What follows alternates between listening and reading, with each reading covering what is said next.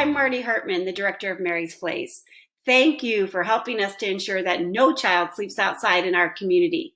You can donate via YouTube to help us keep more families safely in their own homes. I am so excited to have Kevin Morby with us today. Stick around after the performance for an exclusive interview between Kevin and Cheryl Waters. Hello, everybody. Hello, KEXP friends. My name is Kevin Morby. We're here in my studio in Kansas City. I'm happy to be here and to have been asked by my great friends, KEXP, the whole staff there, that I've gotten to know over the almost past 10 years, almost a decade of my life, loving KEXP and being involved in some way or another. And I'm so grateful every time they ask me to do anything. And so, yeah, welcome to my little studio, and I'm going to play you some songs off my new album called Sundowner. And all right, here we go. This first one's called Campfire. Oh, my, oh, I guess that I done my time, now I've laid to rest. There's a campfire inside my soul, and it billows.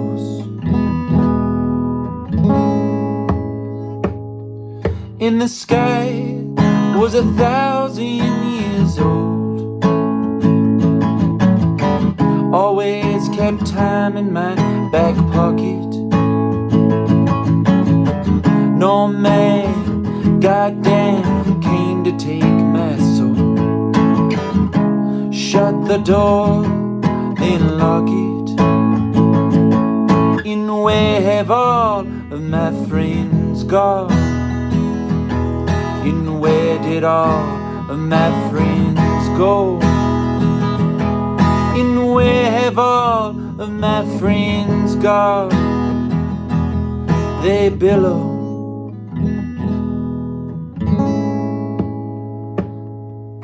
Thought that I saw Jessie, she was sitting in a crowd. Thought that I saw Jessie, then I got to feeling proud to ever have known someone so pretty and so sweet, who every time she sang a song, it'd sweep me off my feet. But oh my, oh I guess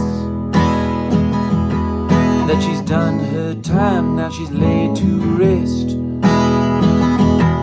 There's a campfire inside my soul, still billows.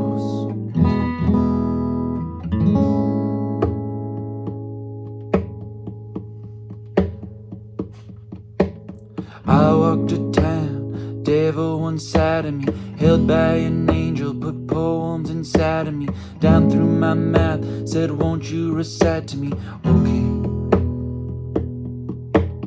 Every first Wednesday, there goes that sound again, sun's going down, and she's a sundowner. Stay calm, and give me a palm, and I'll sing you a song. Young kids smoke cigarettes out on the avenue. Sun's going down, so you might as well have a few. Hey, who are you? Did you hear the news?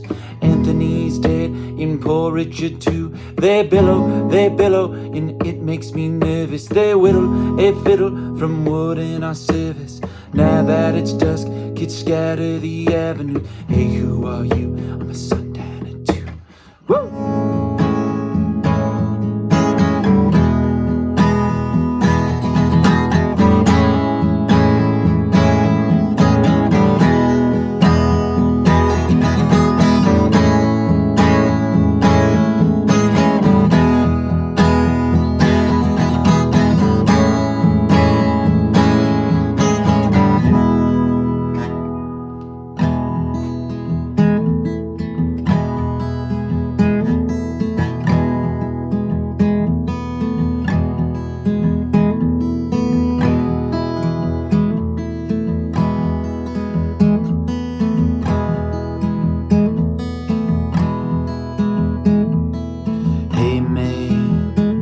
Where'd you get your tan? Oh, I'd like to have that sun in me. See, I like the sun, but I start to run the moment that the sun runs from me. I am a sundowner, so live and leave. I am a sundowner, don't let the sun go down on me.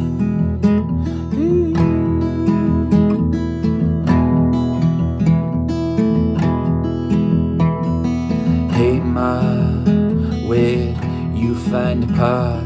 Oh, I'd like to have some company. See, I like a crowd, but I don't know how to keep one surrounding me. I am a sundowner, so live and leave. I am a sundowner, don't let the sun go down on me.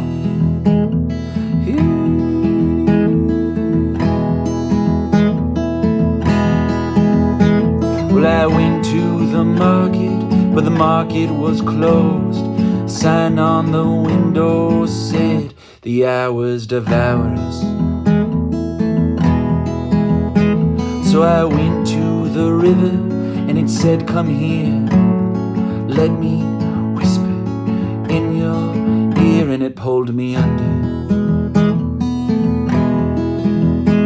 So I went to the Lord, but the Lord said, no, you're not welcome here anymore. So I went to the sky, but the sky was closed. Said I don't know where I'm gonna go. I am a wandering soul through the back of what I know. I am a sundowner. Please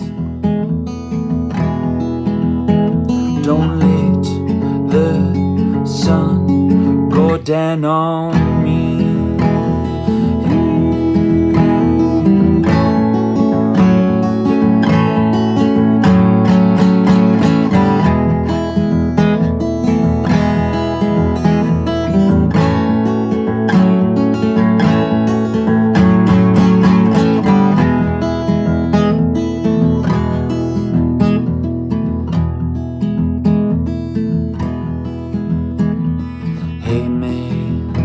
Where'd you get your tan? Oh, I'd like to have that sun in me.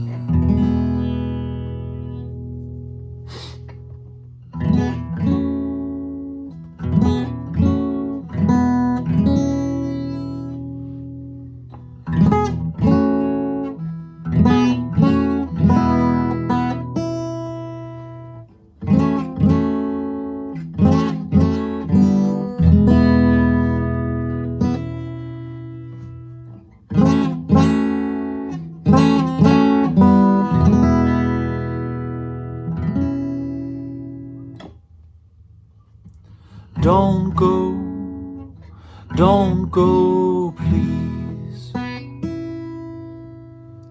Stay here, stay near me. My whole life, baby, I have been waiting. Don't go, please. Stay here, stay near me.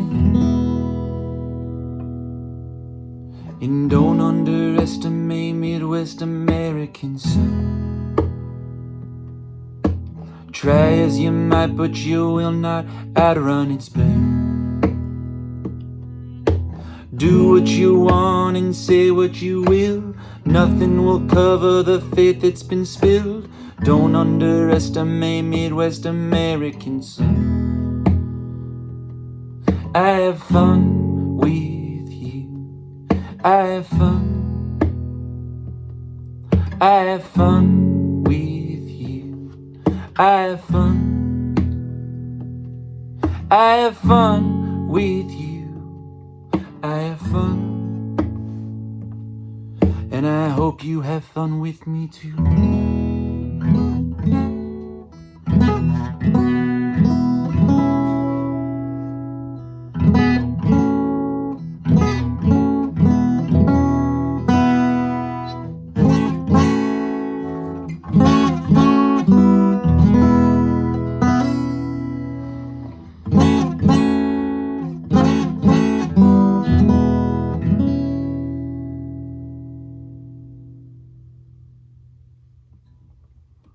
Stay here, stay near me. Don't run from me. My whole life, baby. Say a prayer for me. Don't run so fast. Always end up last. And God bless and pray for American waters and sun. Try as they might to take flight with clipped wings, but some won't. Do what you want and say what you will. Nothing will cover the faith that's been spilled. God bless and pray for American daughters and sons. Don't outrun me. Please don't run. Please don't run from me. Please don't run. Please don't run from me. Please don't run. And I won't run from you.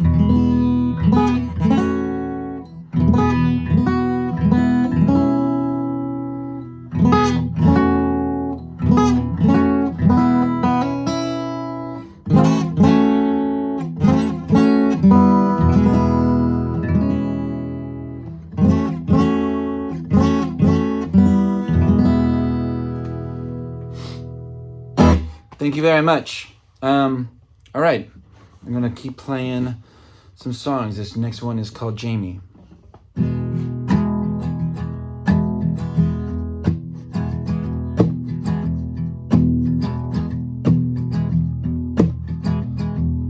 Jamie was a friend of mine.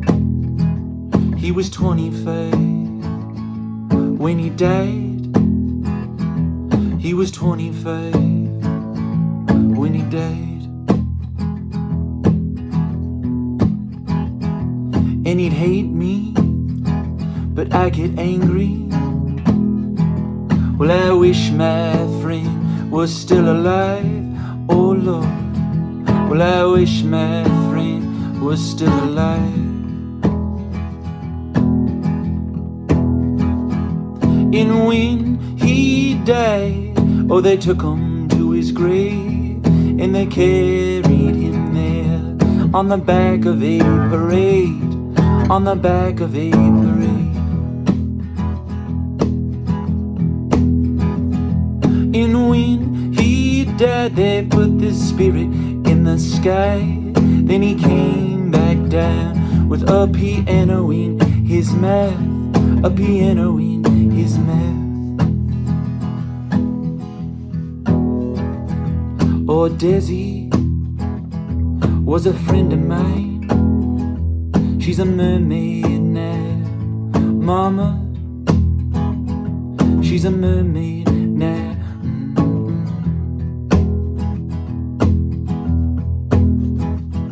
In the morning, it gets lonely.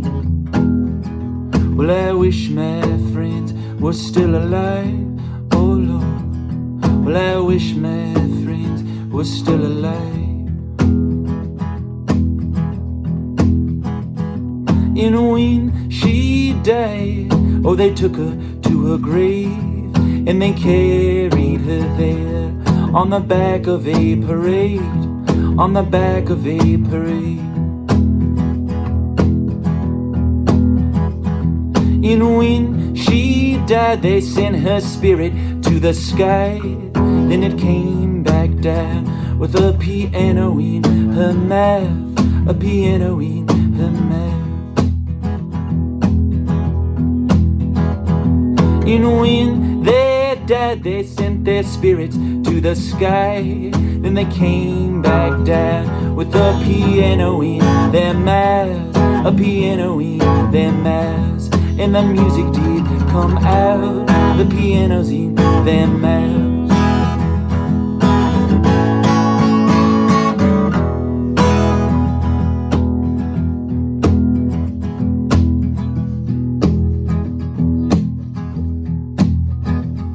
Oh, Jamie was a friend of mine. He was 25 when he died, oh Lord, and I wish my friend was still alive. Thank you very much. All right, here goes my last one. It's the last song on the album.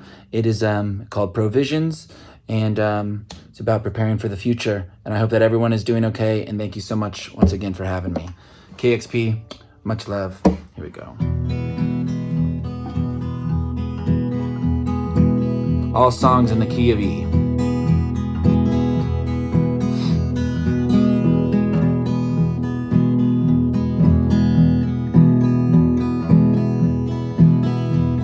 There's a dead deer in the road up ahead, must be an omen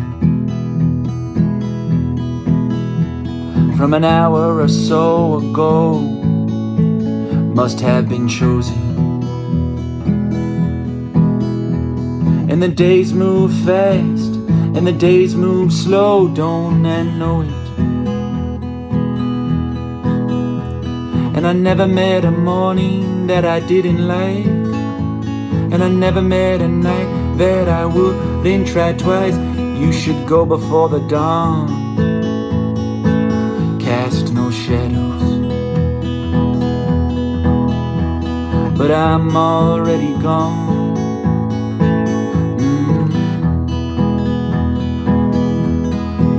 And grab provisions, there's nothing for 100 miles. And grab your vision on the dark road for a while. Storm is coming now, it sits in a cloud, and soon the sky will open up its big mouth. I feel it in my bones, I feel so alone. My heart's the guitar, in my mouth the piano. I have many teeth in many different keys. Honey, if you're good, then don't do it for free. Do what I have to do, say what I have to say. Put a quarter in my jukebox, then be on your way. And grab provisions, there's nothing for 100 miles. And cast your vision on a melody for a while. Puerto Rican bride with tears in her eyes on her wedding day. Oh, love's a parade, but don't just give it away. Choose carefully.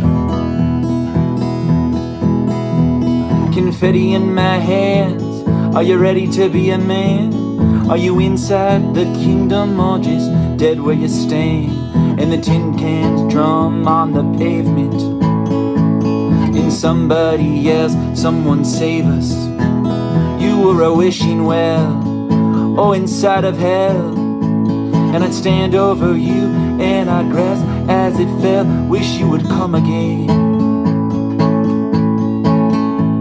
As lovers or friends, I don't care, but till then, grab provisions. There's nothing for 100 miles. And cast your vision on a memory for a while.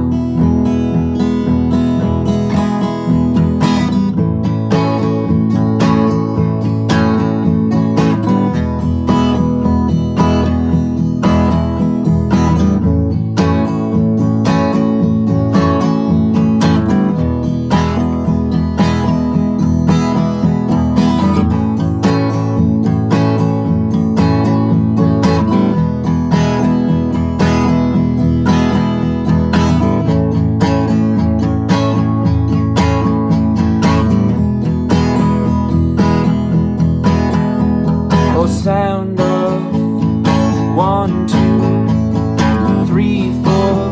Who's at my door? Or in 5, 6. Who is this? In 7, 8. I'm feeling fine. Or in sound of 1, 2, 3, 4. Get on the floor. Or in 5, 6. Pick up sticks.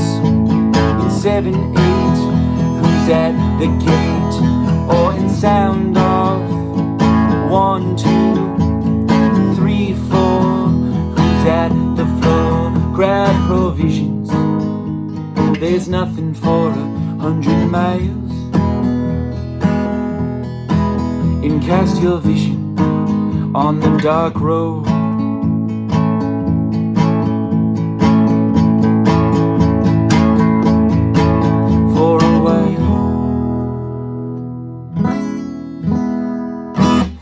Thank you all so very much. I hope that you're well out there and to see you sometime soon. Bye-bye.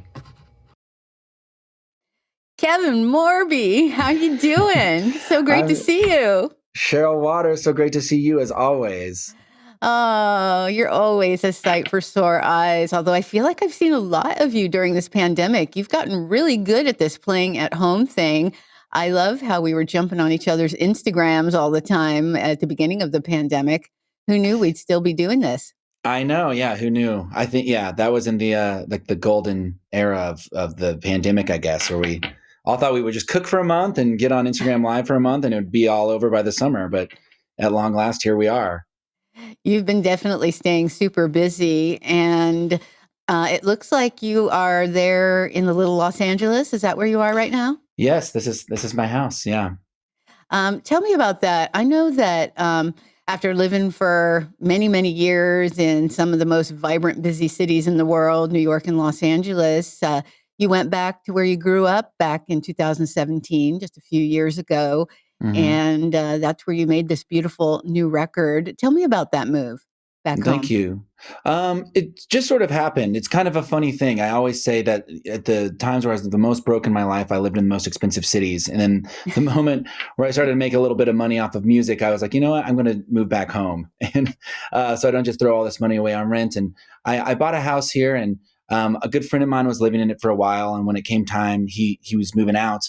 I just kind of made the decision. And, you know, being a musician and touring so often, it kind of doesn't really matter where you live. You know, you kind of just live out on the road, and you just want a place to basically put all your stuff. And I had lived in so many, you know, apartments over the years, and I was never able to like put my own art on the wall, not my art, but art that I had purchased. So it was nice to finally just have like a place that I could put all my stuff in and come back to really rest, you know? And so, yeah, just kind of life just sort of took me here. And I'm not sure if we mentioned that home for you is Kansas City, Kansas. And location and home seems to weigh heavily on you as an artist. As I look back at your career, New York was a centerpiece of your 2013 album, Harlem River, and LA on Singing Saw. And now you've returned home to Kansas City. And I feel like that plays a big role in your new album, Sundowner. Why do you think that where you set down roots seeps into the lyrics of your music?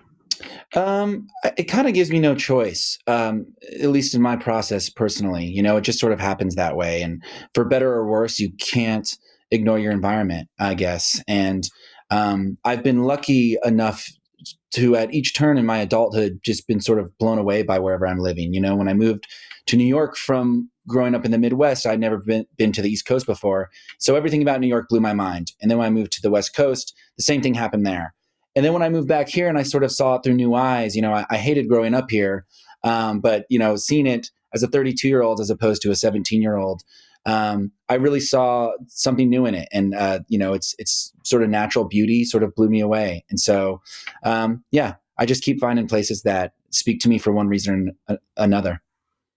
Among many themes that I feel thread through this record, isolation is one of them. Of course, that feels very present for many of us right now during the pandemic. But you wrote this album not long after you moved back to Kansas City, which was a couple or a few years ago.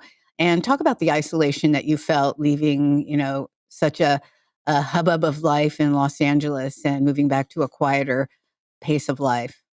Well, like I mentioned before, when you're a musician and you're traveling all the time, it kind of doesn't matter where you are, but where you do choose to lay your head between tours, it like in a place like Los Angeles or New York, it kind of felt like the touring never ended. I would get back to those places and I'd still be going to shows every night or going out with friends, and all my friends and peers sort of did what I do. But then moving back to a place like the Midwest, especially it being my hometown, and I think, a lot of people can relate to their hometown feeling, if you return to it, there's a lot of ghosts around every corner and a lot of memories that you have to deal with. So coming out here, it just sort of felt like I was living two dual lives. One was this big, grand life where I would go out and play music for people and be surrounded by my bandmates and friends 24/7. And then I would come here and sort of shut the door, and it would just really be me until I started seeing my girlfriend, Katie, who then came out here and kind of joined my isolation, and the two of us were isolated. It was just me, and then it was the two of us. But yeah, it was a funny thing because when the pandemic hit, I felt both like, I got this. I just did this for 2 years in between tours, and I'm well prepared. And I also felt like I can't believe I have to do this again. Like I just I've been cooking and watching every Western movie ever made, and now I have to do that all over again. It looks like you've become quite the gardener this year as well. I've been following along on Instagram. Yes, you say this as I'm literally looking at our dead garden. We had our first freeze and we didn't cover it properly, but it was thriving there for a couple of months. Well, you are at home now, and that is where you made the bones of your new record. I know you have a little studio that you've built and that you've been, making more comfortable over time. And it sounds to me in reading interviews that when you first started working on the songs of Sundowner, you weren't even sure they were going to be a record. They were just things you were playing around with, demoing to teach yourself how to use a new 4-track that you'd gotten. Can you talk about when you started to realize that you had a record here? Yeah, absolutely. I mean, speaking to that sort of isolation that I was feeling and this sort of new boredom, because like I mentioned, I was so used to getting off tour and the parties sort of never ending, but then suddenly being by myself, it was almost like I just needed to come up with a new hobby. And I've always been pretty poor at recording technique, like recording myself, which is why I'm always, paying other people to do it. And I thought, this is a good time to maybe like learn the basic functions of how to record yourself. And so I bought an old 4-track off my friend who was selling one, and it just kind of became a hobby to help pass the days. And in doing so, it's almost like I started to write certain songs just to have something to play into the machine to learn its basic functions. And after I suddenly realized I had 2 or 3 songs, I was then able to grow it from there. But yeah, there's something about the magic of a 4-track and sort of, it's so insular, and I was already feeling insular. I'm already like inside my house spending all this time alone. And then not only that, I'm isolating myself even from the house just by putting on these headphones and sort of, singing into this machine, and it shooting my voice back right at me. And it just kind of became this inspiration for me, and it felt very personal. And it felt like, sometimes as an artist, I've found that it's always your most personal work that people relate to the most. But always in the beginning stages of making something personal, you always think, oh, I won't release this. This feels too personal or too candid. And that's how this, really started to take place. When you talk about this solitary process, it reminds me that when Oh My God first came out and I first heard it, I initially thought This is a pretty sparse and minimalistic record. And then I saw you play it live, and I was like, no, this is a huge full sound. And now I think to myself, Sundowner is definitely a minimalistic record. I mean, you look at the list of players that you had on Oh My God, and it was like a mile long. And it Yeah. sounds like you played nearly every instrument on Sundowner. Tell me a bit about that. Yeah, I tried to play as much as possible. My friend who produced the record, Brad Cook, he played bass, which despite the fact that I played bass in woods for so many years, I'm actually a very bad bass player. um, so I had Brad play bass, and then he played a little keys too. But our whole goal with it is, since I recorded a version of it in my shed here, in my backyard on a 4-track, we wanted to just basically put me in a studio and I do everything the exact same. And Brad was really good in helping me sort of have the confidence to play everything myself, and especially the drums. I've never played drums on one of my own albums before, and I kind of went into it thinking we would get a drummer, but then Brad really was able to give me the confidence that I needed to do that. So yeah, it's kind of like I recorded the record twice, which I've never really done. I did it once into a 4-track, and then we went to a studio. It was the easiest session I've ever done because I just done all of it and all the parts were written, and it just took us like 4 or 5 days. That's wonderful. It's such a great thing when someone can have that outside vision and give you the confidence to do something you obviously had the ability to do. I also love the sound of your antique pump organ on that record. And you've described that as Sundowner's secret weapon. And it sounds like you picked that up in an antique mall. Can you walk me through how you found it and decided to take it home? Yeah, there's an antique mall here near me, and I was just walking through it one day, and I had played a pump organ on my record City Music, and that was in the studio that we were working in, and I had no intention of having a pump organ. I never really played one before, but it was in the studio, and it was like this huge thing. It was almost like the size of a chimney or something, and I thought it was just some old piece of equipment that didn't work anymore. They kind of used for furniture, but when I learned it worked, I was sort of obsessed with this thing, and I love anything that's very mechanical.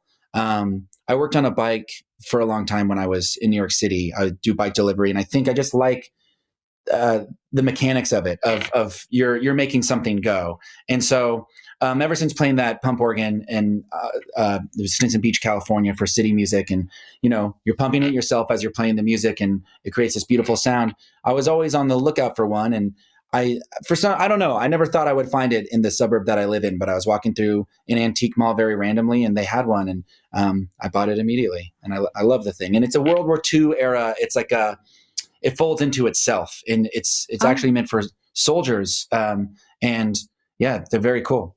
What does a pump organ go for?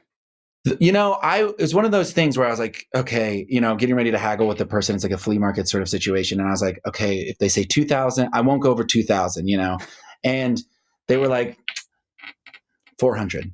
And so I was like, I'm back in the Midwest. I'm, where everything's cheap. So I think, they could go, it depends on the seller, really. In Los Angeles, that would have been $2,000 or Yeah. 4,000. You would have had to get them down. Exactly. Did the songs on this record come to you pretty easily? Yeah, I think they did. And again, it was really happening in 2 very distinct parts of my life, because I would have 2 weeks here at home and they would be quiet and isolated. And the whole time I was sort of wondering, why am I doing this? I know I bought this house, but why do I feel the need to be back in the Midwest? Is it because I turned 30? Is it, what has brought me back here? Do I want to be closer to my family and see my sister raise her kids? And, I was missing all my friends on the coast. But I was just living this big part of my life out on the road, and then my quiet life here, and they just felt completely separate. And so it felt like this secret that I had to myself, if that makes sense, and it's almost like I didn't tell many people that I was working on it. And at a lot of points during the process, I didn't even know that I was, making a record. They were just songs that I was making sort of to pass the time. So it came very naturally, and I'm really happy with how they all came out. You described Sundowner as, among other things, a depiction of isolation, of the past, and of an uncertain future. And I'd love to talk about some of the songs you just performed. Well, they're all incredible songs, but Campfire, Sundowner, Don't Underestimate, Midwest, American Sun are the 3 songs that you just started off with. And definitely the isolation and loneliness you're talking about comes through on Campfire. But I'd love to hear about those songs. specifically those three really hit me when I first heard them. Campfire was the first song that I heard on the record. Thank you. I think just being back here and being alone, I was in such a reflective mood, and I feel like I'm probably repeating myself, but it was such a juxtaposition to go out and be in big crowds every night and be in a different city every night, and then come back here and be in my hometown. And it gave me this sort of vantage point. When I'm in LA and I'm surrounded by a bunch of people who do the same thing, it doesn't seem that crazy that I'm going out and traveling the world and doing these things, because everyone does that, in a city like Los Angeles. But being here, it really made me appreciative of all of that, and also just very reflective. And around the time that I was writing, my good friend Richard Swift passed away. Anthony Bourdain passed away. Someone that I really admired named Jesse Zazu, who had a band called Those Darlings, passed away. And I felt like for the first time, I had time to sort of process things and sort of process the nature of what I do, and what attracts me to what I do, and what attracts certain other people to what I do. And so it was just a very reflective time, and thinking a lot about, what I have chosen to do with my life and with my art, and the kind of people that come with that. I was really touched the way that you touched on the myriad of emotions that surround the death of your friends. I know such a heartbreaking loss, all of those people you just mentioned. I know you were so close to Richard Swift and that beautiful record you worked on with him. And you say with such honesty, I wish my friends were still alive, on the record. And in one interview, you talked about your friend Jamie, who, interestingly enough, we have a connection through our friend Joyce in New York. Yes. With your friend Jamie. Yeah, that's right. And you've said that even though he's gone, we're still friends, which I found so touching and profound. And I know what a profound loss Jamie was for you, and at a very young age for you. Can you elaborate on that and how you keep relationships strong, even with those who are gone now, that meant so much to you? Yeah, I think someone like Jamie, who was so influential to me when I was young, his death was so it rocked my whole foundation of existing so hard. And I was young, and we were all immature, and we thought that we were immortal beings, and death is just something that happened to other people and not to us. And Jamie was my best friend, and we spent probably every day together for the last 10 months of his life or so. And so when he was gone, having that void was so drastic and so painful. But it also opened up this other part of my brain, and I think death had just never been something that was real to me before that. I had lost grandparents, or you'd hear of death, but you never really thought that it would happen so close to you. And so it just became something that I found I really like to talk about with other people. I remember when Jamie initially passed away, when he passed away, thinking, I was surprised by how many people didn't want to talk about it or felt uncomfortable talking about it. But then I'd hear in other cultures, they were, death was something that was brought up a lot more easily. And I don't know, it was then that I started just sort of this fascination with singing about it, or talking about it with other people. Just kind of became my way of processing it and dealing with the fact that this is something that we're all going to go through, someday. And sorry, I feel like I'm getting off track a little bit, but I don't know. Not off track at all. I thought it was sweet the way you talked about how you still feel in conversation with him, and you can even find yourself sort of getting mad at him in a conversation you're having with him right now, even though he's been gone for 10 years. He's still alive in your heart and in your mind. Yeah, and that's something that death has really taught me. And the imagery of a fire billowing, and that the metaphor of that being like one's soul that carries on, especially for musicians and artists who've passed away and have left behind these bodies of work. I just see it as it's like their soul. It carries on, and it influences people in ways that we don't even understand. And someone like Jamie, I like to think, because he was so influential to me, and he was a songwriter around Brooklyn, who never really made it past a certain point. But I really feel that had Jamie not passed away and influenced me in the way that he did, I wouldn't be able to do what I do. And so in a lot of ways, I feel like I owe so much to him, and I'm carrying his torch. And whether people know it or not, when they hear me sing, they're in a way hearing Jamie sing. And that's why I like to explicitly, name call some people on this record and just sort of put them front and center of, these are people that meant something to me in one way or another. And, that they live on in their various ways. It's very, very sweet. For the title track Sundowner, and you've mentioned many times today in our conversation, just the change from moving to this hustle and bustle lifestyle to this isolated life in Kansas City. And initially when you were there, it sounds like when the sundown came, that was not a fun time for you. That was when the day kind of started for you when you were living in New York and Los Angeles. And it's an interesting story to tell through song. I'm wondering if now that you have been living this way for a while, if you're seeing the benefits to it and you're leaning into it, and if you feel different when sundown comes. I know as I've gotten older, I feel differently about the end of the day and sundown. Yeah, it's fun. We're speaking about this right now as the sun's going down at 4:30 out here. And when I did move back, it was late in the year. It was winter, and yeah, like you just mentioned, living in Los Angeles and New York, the sundown meant, it was like, oh, now it's time to basically the night's just beginning, and this is my fun time, and when I go out with all my friends. And then when I moved back here, I was like, huh. I guess this is just where I'm just facing myself, I'll just look at myself in a mirror and see what that's all about. But now that I've had some time, and especially through quarantine, I love that it's made me attuned with the day and how the day works. I wake up a lot earlier and I go to sleep a lot earlier, and I just kind of follow the sun a little bit more than I used to. With that said, it is always a strange feeling in the winter when the sun goes down so early. And, but that's something that we're all collectively going through now in quarantine.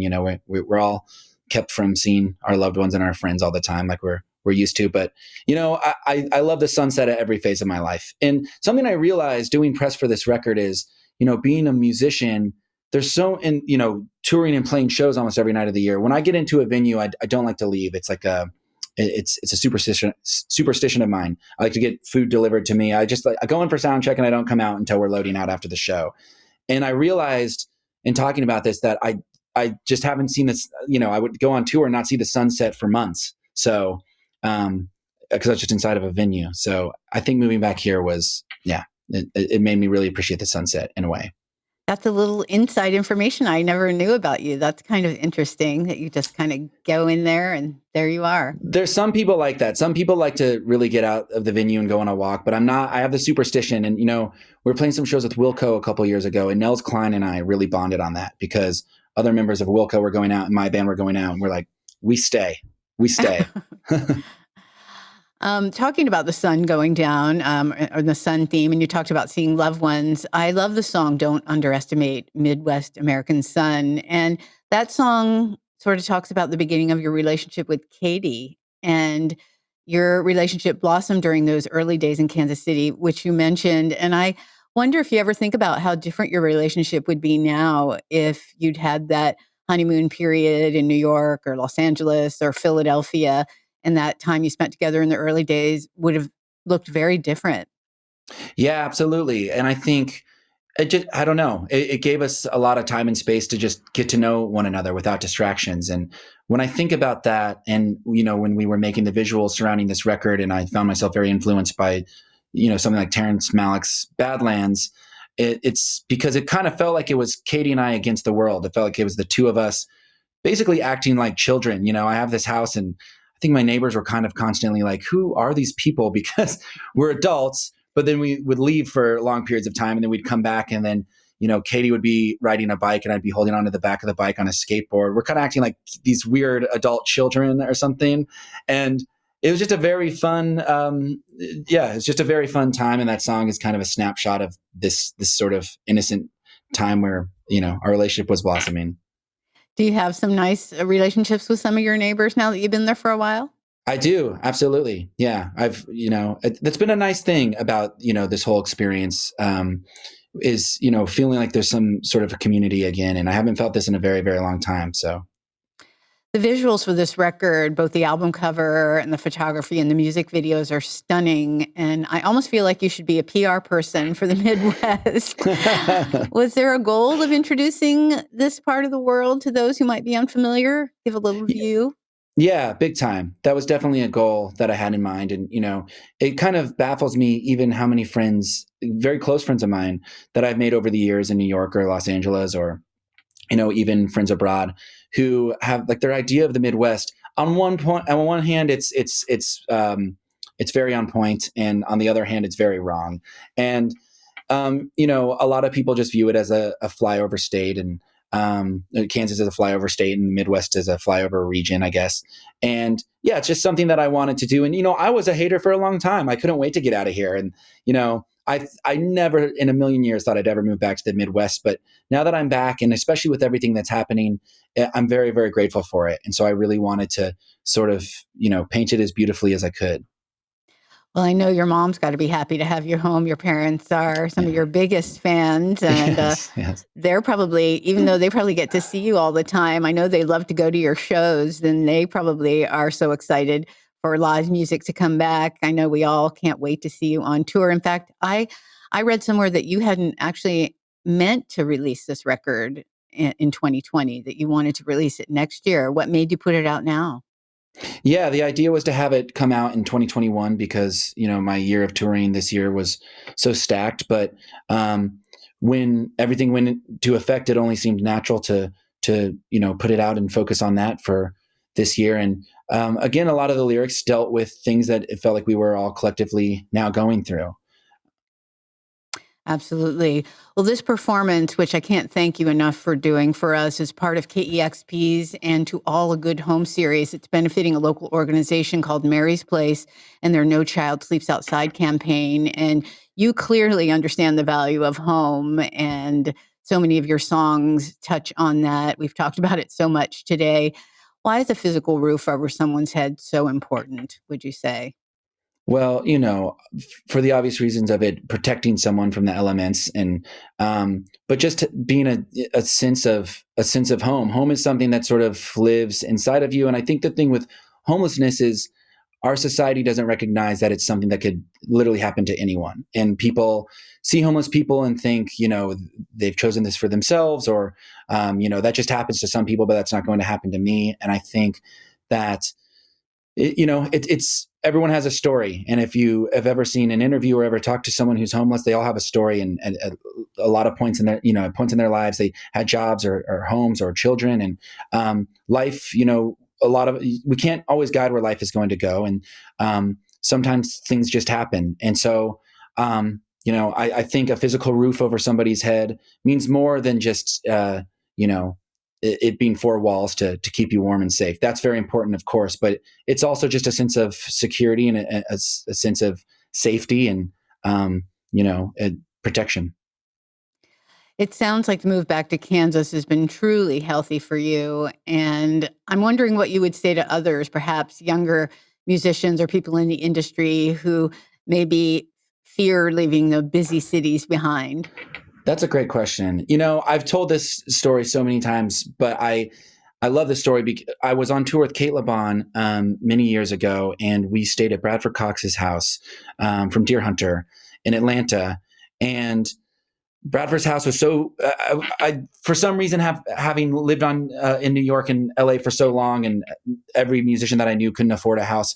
Being at Bradford's house in Atlanta, I was a light just went off, and I was like, oh yeah, like prices are affordable in these other places. And I asked Bradford about it, and he explained that Kim Deal had told him at one point, if you ever get enough money to buy a house in your hometown, you got to do it, like the first chance you get. And so he told me that, and I really just took that advice literally. And then a couple months later, I signed with Dead Oceans, and I got my first record at Advance. And it wasn't the most money in the world, but I found a place that was affordable, and I bought it. And it was great. 2 years ago, I guess, I was in Australia, and I got to play some shows with Kim Deal, and I told her that story, and she was saying, oh, the drummer from X told me the same thing. And so I like to believe that I'm in a long lineage of musicians encouraging other musicians that it is definitely okay to live outside of the artistic hubs. And I totally get hustling in those places. You go to those places and you hustle, but I think having roots in your hometown is important for many different reasons. And speaking personally, having a place as an artist that I know, if it all went away tomorrow, I can still, I will have a roof over my head. It's given me a lot of security to focus more on the creative side of things. And so, yeah, especially this day and age with streaming and everything. And I think people shouldn't be too afraid to, put their roots down somewhere. Oh, well, Kevin Morby, thank you so much for joining us and for that beautiful performance and this absolutely gorgeous record. So unexpected to get a new record from you this year. Sundowner is absolutely beautiful. And I can't wait to see you in person. But thank you for sharing so much with us online during this pandemic. It's really been a balm for the soul for sure. Thank you, Sharon. Thank you for what you do. It's always a pleasure. And I can't wait to see you. I really can't wait to see you. I feel the same way. Well, again, thank you so much for your time and your beautiful talent. And we'll see you soon. Thanks, Cheryl. See you soon.